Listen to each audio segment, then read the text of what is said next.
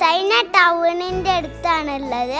അപ്പം അവിടുന്ന് ഒരു ഏച്ചിൻ്റെ അടുത്തുനിന്ന് ഫോട്ടോ എടുത്തതാ. തിരിച്ച് മെട്രോയിലാണ് ഷാർജയിലേക്ക് പോയത്.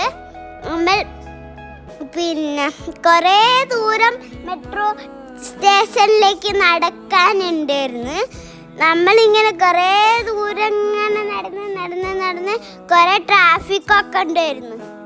അതാണ് ട്രാഫിക്, ഫുള്ള് കാറിൻ്റെ ട്രാഫിക്കുകളാണ്.